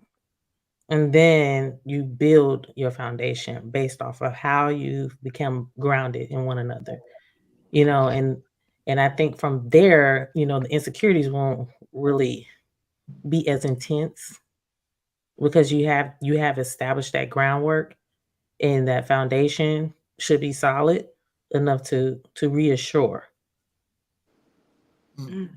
Okay. That's how you land a plane. Uma, what up? Point. What's the question? Oh my God. He was like, hold up, y'all was talking? What y'all I talking about? was so interested in everybody's stories. I was listening and I forgot the question. Yeah. So basically, just trying to figure out how we could, understanding that women's nature is hypergamous, how can we come together more? And I think Sydney gave a very great answer of her specific situation where it was like her 1 minute she made more, the next day her husband made more. So they had that kind of dynamic to where now they're so good financially, So I think that was a great answer, but along those lines. That's what really stuck me was Sydney's answer, because I really loved, I think I'm guessing her and her partner have been together for a long time. Me and my partner word. Yeah, I love it. Me and my partner, we live together, and we're a young couple. And I adore him. I freaking adore him. He's a god. And like I said, I was sick for a bit, and he held us down. He was making more than me, clearly, because I was sick. And then there's times I make more than him. It kind of like fluctuates. It goes up and down, but it comes down to the communication. You had said something, Sydney, that really resonated with me. It's sometimes you get these ick feelings, and these ick feelings don't come from you, but from society, from people out there that look at your relationships. Like, we all know Chill, he's come from me in my relationship plenty of times, calling my man a dusty and this and that and whatever. And it's like when you have outside info, like the pressure, right? But when you're home in your home and it's your safe space and it's like your love haven. So I really appreciate what you said, because it's like a reminder that when you get those icky feelings, to just talk it out and to have that communication and say, I don't know why I feel this way. Could we figure this out together? Because and then, my man, he's so amazing. Like, he's good with communication and figuring things out on the mental. So he'll be like, babe, is this really you? Where is this coming from? And we can talk things out. So I think that your answer was the best so far. And it really comes down to communication and working together in a partnership. This is crazy. Why do you hate the word partner? Yeah, I'm so curious. Why do you hate that word so much? Like we don't have that kind of time on the show. We don't have. I was just asking. You really want to get into? We all want to know. We all want to know. Okay, let's let him answer without judgment. Oh, y'all gonna judge me, but it's okay. Listen, look. Just make it quick. I don't want it to go all long. Just make it quick. That's all I'm asking, because you know. All right. I'm not your partner. I'm your husband. You're my wife, right? I do believe words matter, especially in a marriage. So usually if you want me to be, and I'm not saying you, because not every woman wants their man to be a leader of the household, right? Not every woman is looking for a man to say, here, where's the next step? Where's the next level of life? But if you are, and you say, I want a man that's a leader, a protector, a provider, all the above, right? To call him your partner is almost like a disservice to me. It's almost like, okay, where if you're going to be my partner and somebody breaks into this door, my expectation is for you to be shooting that gun with me. We going at this together. We're treating this as a partnership, other than me protecting you. We're also partners. I plan on you helping me 50% of the time. I don't expect that. I expect my wife, as the leader that I am, is to take care of everything in what we have as different roles of equal importance. Mm-hmm. That's the key. We're different, but of equal importance. And I'm speaking biblically, right? So when I speak along the lines of I'm your husband, you're my wife, it's not taken away from you, just like it's not adding more to me.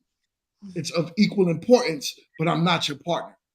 Because sometimes what happens with partners, when you use that word a lot, you start to get into a way of, you now treating me as if I'm somebody on the street. You talking down to me as if I'm not the man of the house. As if I'm not the one that you're supposed to be upholding a certain level of respect for, as if I uphold the love that I have for you. So that's why I speak along those lines of partners and all of that stuff.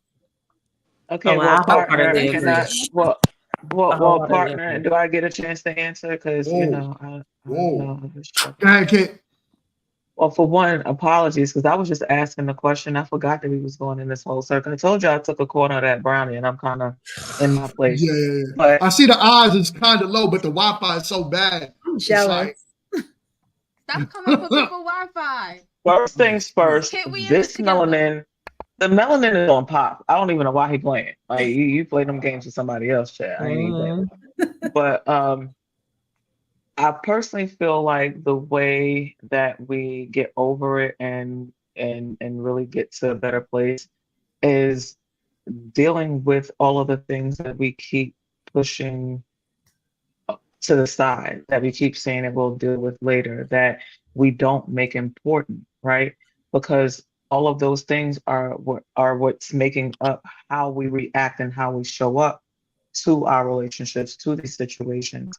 And so we're not showing up as our true, complete selves because we're still holding on to things that are trapping us in our past lives. I had actually made a post about that, about how, people will hold on to people from their past because they serve certain purposes for certain situations.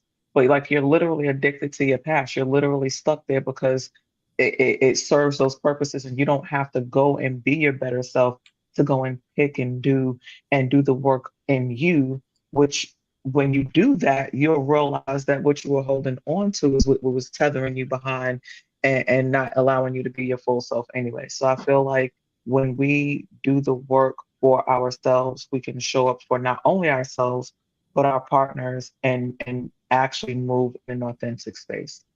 You do that on purpose. You do that on purpose. Just read that for me, Jess. We got a 9. Hold on. Before we go, we got a $9.99 super chat from my God. Man. $19.99. Yep, get that right. $19.99. I'm sorry, I am tired. I'm off. I've been up since 3:50 this morning. Go ahead, Jess. All right, says panel. How'd you know the men you were with were insecure? Did they tell you, or were you able to figure it out once the relationships ended? Also, did you figure out he was insecure before or after you were intimate with him? Great question. Great question. Ladies, answer the question. Let's get into Okay, that. media man, we ain't asked for your little old funky questions. I got time for you this evening, sir. I said what I said.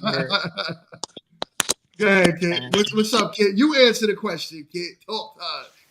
I personally feel like, and this is for most women, that if we knew that they were insecure, they wouldn't have gotten the buns in the first place. So I feel like you wind up learning about the insecurities after.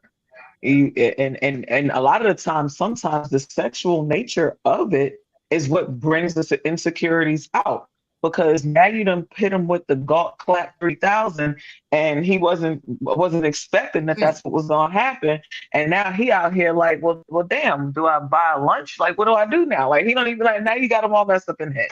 So I personally feel like that is, a really big thing. Like, if we knew that they were insecure, because women don't want an insecure man unless we are trying to do, like we were talking about earlier, where we're trying to dangle the carrot of, oh, I got and you need and you can't do without, kind of energy. But women want someone that's going, I don't mean to be quoting, our, new president, almost elect Sexy Red, but when she was saying take them to Pound Town, they not trying to go to Pound Town with nobody that's insecure. Well, I don't like how that man looked at you at dinner. Like, no one wants to give him the buns. No one wants to give insecurity the buns. They're bunless. Okay. I disagree with that. I disagree with that. They're eating their burgers with they are bunless. No, they're eating their burgers. They're eating their buns with lettuce. Okay, no buns. They're eating their meat with lettuce. You know why I disagree with that? Because some women do look at insecure. Some women, not all, right? So I guess we can speak for the majority of women. Probably think like y'all, but I do know some women that they feel like an insecure man. That's like, yo, why this dude looking at you? In a way of, oh, he's protecting me. He's making me feel safe. Even though that's the emotional dude that would get knocked upside his head or go to jail in a heartbeat for being so damn soft. But Tia, you are back on the panel. Welcome. Your back. internet was not interneting as well. Is that what happened? No, I had to mommy duties. My daughter went to the movies. Oh, okay. Understandably so. Excusable. Understandably so. Well, welcome back. I would say FTK, but we love her, so we're gonna say I'm happy she went to the movies. Yes. I heard everything. I wanted to sit in mostly just to hear everyone's perspective about it. It's been really good so far, and I had some introduction, but I just wanted to hear everybody's introduction too. My introduction was basically on, like, I've been that woman that had that attitude, that had that, you better do this, you better do that. Especially, I could blame it on because I'm from New York, or I could blame it on because I was raised by a single mother. I could blame it on, I'm the oldest of my siblings. I could blame it on the era of when I was born and how I was raised. So accountability has been one of my favorite vocabularies, vocab. And I'm just like, I have been that triggering woman. And it doesn't give that man the right to treat me like that. And I think Kid asked the question, like, how long do you stay in that type of situation? It could be from, many different, situations. Like for me, my government name triggers me. I don't like when people call me by my actual name. I prefer my middle name. That's what you see. Other things that trigger me by my weight, I don't like that. And also me having certain uniqueness about my body that people point out. I'm like, why you got to comment on that? Why you got to say that? So I've been that woman that's been snappy, rolling eyes, belittling. And I had to tell myself, I want to change. It needs to stop. And when you are like that, you do meet people that's not like-minded. You do meet people that's going to trigger you back because that's what you dish out. So I had to sit back and tell myself, is this what my life is going to be? Because it's going to get me in trouble. It's going to get me lack thereof. It's going to give me a poor example that I'm going to give my child. So I said, I got to do this 180, not a 360. And lastly, I think Ubi said it. If I say your name, I'm so sorry. She said, Uma B. She said that people start to do things because it's trendy, which is true. When they use, they dimming my light. They doing this, they doing that. I decide to, the healing and the changing, I prefer not to broadcast it. I prefer to show it. Because when it's time for those actions to make action, when people say, hey girl, I'm like, No, Mm. not $20. Okay. Oh yeah. Nah, so Medium Man had a question for the panel. I did want to get more women to kind of go over it. Just so that way we could, have a smaller conversation because I am tired, so I'm gonna end the stream soon. But I would love for another woman to answer. I want to answer it. Yeah. Yeah. So I'd love to answer it. How do you know the men you were with were insecure? I know the men I am with or have been with have insecurity issues after we got into a relationship, because men typically don't show their full hand when they first start dating a woman. They're gonna guard themselves until they trust a woman. Then they're gonna show the other side, the underbelly, if you will, of themselves. So I've been lucky enough to be in relationships with men where they felt safe with me and safe in my company to show me that other side of themselves. And then therein is where I would see the insecurities. Now there's levels to the insecurities. Of course, there's a lot of insecurity when it comes to financials because I tend to make more than the men that I date. Then there's insecurities about possessions because I tend to have more than the men that I date. But the thing is that, it disappeared again, the question. I'll put it back up. Okay. So then, I figured it out during the relationship, but the insecurities don't prevent me from dating him. The insecurities actually make me feel closer to him because I understand what a vulnerable moment that is for a man to show me his insecurities or to talk about his insecurities. And when I get that information, I feel like I have to guard it with my life. Even after we break up, there's a lot of men that I'm still friends with as exes because I will never, ever, ever share the intimate things that they have shared with me. And they know that. So even though they've moved on with their lives or gone on to have other women, sometimes they do reach out to me for advice or just to talk or because they feel like I'm a safe space that they can come to. So, men sharing insecurities is a beautiful thing in a relationship because it shows a woman that they trust you and that they feel safe with you to let you know what it is. And then this is where we have the problems with the fake self-love, self-healing women that I've talked about earlier on this show, that they really got to start getting the real help, because when you're put in a position like that, you're supposed to nurture that and cradle that. But instead you find the dumping or the retaliation, like when you get angry and then you bring it back up in a moment of weakness and whatnot. So that's my Okay. Any other lady want to answer the question? Yeah, I agree again with what Uma said. Like a lot of times we kind of make insecurity a negative thing, especially in a relationship. And I think sometimes a more, safe word would be vulnerable, and or uncomfortable. As far as my husband, yes, he has been insecure before, and he's very vocal with his feelings. So, am I froze or? No, we can see you. No, Yes, you're yes. fine. Oh, because some of y'all It's had the other. froze up. I was like, Yeah, oh shoot. yeah, it's not you, girl. Okay. But yeah, I mean, just being able to express yourself and how you feel. And I think that's a part of, doing the work too. Being able to come to your spouse and say, like, look, I'm feeling this type of way. I don't know if you made me feel this type of way. I'm not sure where it's coming from, but I'm feeling like blah, blah, blah, so yes, to answer me demands, I don't have the questions up, so I can't really remember exactly what he was saying. But yes, I have dealt with insecurities in the relationship. He still got the buns, and everything is okay. It didn't end, and it wasn't something that needed to be figured out once it ended. You should be able to identify.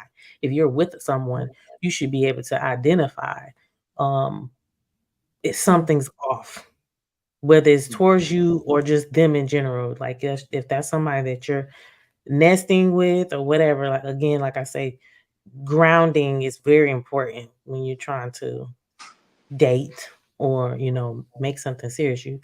you gotta do the work to ground yourself with that person. So can I actually touch a little bit on, now not necessarily directly to that, but in a sense of what even Boombox Babe just said and everything. One thing I do know is that everyone has insecurity.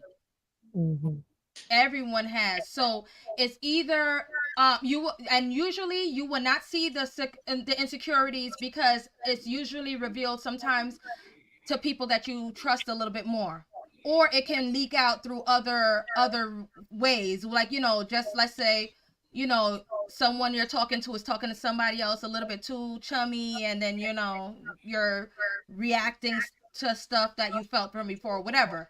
So everyone has insecurities. Now it's up to you to understand and recognize if those insecurities are deal breakers or insecurities to work through. But anyone that you're with, they have insecurities of some sort. It can be anything. Is somebody sleeping? I hear some snoring back there. What is going? Sorry, y'all. That's my boy sleeping back there. He tired, man. He tired. Let the man sleep. Yo, hilarious, yo. All right. No, that's real. That's real. That's real, Jess. That's real. Yes, thank you, Jess. Anyone else want to answer that question? I'm gonna take a stab at it real fast.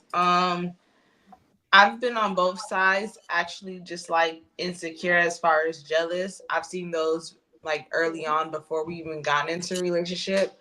But as far as just insecure being vulnerable, like things of their past that may bother them, things like that tend to come out in the relationship from my experience. And then the second part to Meet and Mem's question, it won't disqualify him, but in some instances, yes, that's the reason that I walk away. If it's an insecurity that it's just too much for me to handle.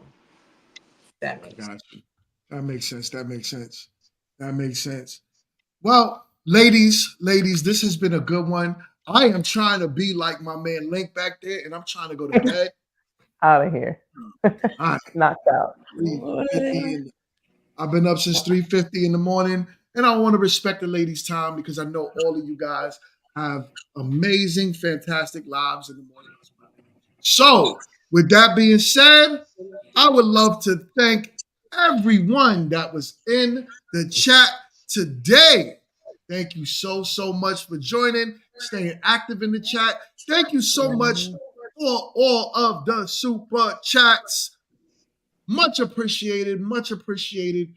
I definitely respect it. You guys are showing love to the show. This show is growing. We are on, I believe this is episode 15 of Grown Women Talking. So imagine where it would be when we hit episode 50, episode 100. Yo, this is a good thing, yo. This is a good thing. We are on also the road to 50K. So right now, if you are watching on Instagram, if you're watching on Facebook, if you're watching on any of those other platforms, do me a favor, come over on this side and hit subscribe, share the content. Also, I would love for everyone to follow everyone that is currently on this panel. Follow everything that they have going on. If it's Instagram, no matter what it is, please make sure you follow, subscribe, hit the like button on your way out the door. Show some love. Once again, y'all, this is Grown Women Talking, and I will definitely see you guys on the next one. Peace.